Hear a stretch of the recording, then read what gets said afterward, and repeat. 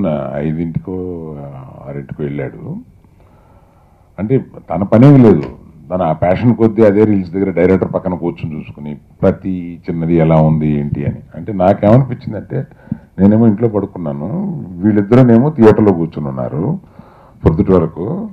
ఈ ప్రసవ వేదనతో ఉన్న తల్లి లోపలుండి తండ్రి బయట దర్జాగా వరండాలో తిరుగుతూ ఎటువంటి రిజల్ట్ వస్తుంది అని వెయిట్ చేస్తున్న పక్షంగా నాకు అనిపించింది.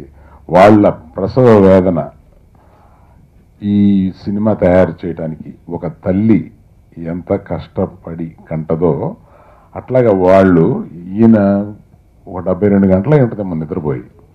అసలు ఇంటికి ఎప్పుడు వెళ్ళాడు అని అడుగుతుంటే తెలియట్లేదు. ఈ పక్కనే ఎక్కడో ప్రసాద్ ల్యాబ్లో చిన్న సోఫా మీద 2 గంటలు పడుకుని మళ్ళీ లేచి కూర్చొని చూసి అతన్ని హింస పెట్టేసేసి, ఆ ఇంజనీర్ని హింస పెట్టేసేసి ఇవన్నీ చేస్తూ తిరుగుతూ ఉంటారు. అందువల్ల నాకు అనిపించింది అనమాట ఇందాక, హీరోది ఇతంది తల్లి పాత్ర, నాది తండ్రి పాత్ర. ఈ పిక్చరు మా హీరోయిన్తో సహా ఇది ఒక గొప్ప మాస్ ఫిల్మ్ అని, ఏదో సెన్సార్లో ఇచ్చారు, దాన్ని యూఏ చేశారని ఇట్లాగా రకరకాల మీడియాలో ఉన్నాయి. ఒకటి చెప్పదలుచుకుని నేను కారులో వచ్చేటప్పుడు వాళ్ళు ఏంటి చెబుదాం అని అనుకుంటే, ఈ రీసెంట్ టైమ్స్లో మీరు చూసిన మోస్ట్ స్టైలైజ్డ్ ఫిలిం రాబోతుంది.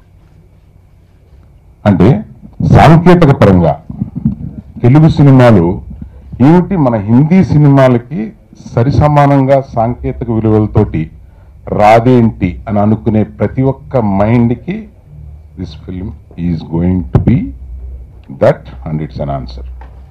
అందుకని ఈ సినిమా ఇంత బాగా రావడానికి, అటువంటి స్క్రిప్టు అటువంటి ఎన్ని చేయడానికి బోయపాటి గారు కారణం అయినా కూడా ఆయన మాట్లాడమంటే వద్దు, మీరు ముందు మాట్లాడండి అన్నారు. బోయపాటి గారు ఒక స్టైల్లో సినిమా తీస్తారు, అది అందరికీ తెలిసిందే. అంటే ఆయన మామూలుగా ఏదైనా అక్కడ పెడితే అందులో నుంచి ఒక హీట్ రప్పించటంలో ఆయన గనుడు. ఎటువంటి దాన్నైనా ఒక హీట్లో చెప్పగలుగుతాడు.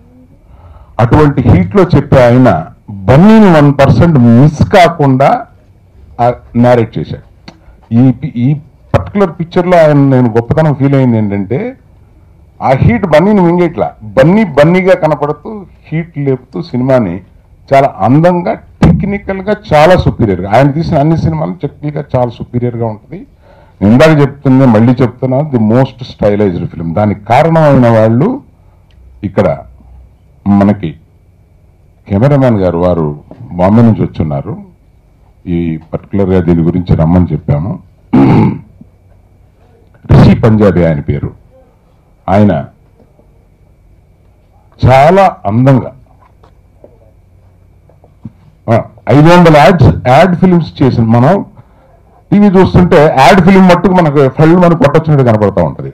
అటువంటి 500 యాడ్ సినిమాలు చేసిన అతన్ని బన్నీ ఎక్కడో చూసి ఈయనతో వర్క్ చేస్తే భలే ఉంటుంది అని ఎప్పటి నుంచో అనుకుంటున్నాడు. ఇప్పుడు మాకు అవకాశం దొరికింది.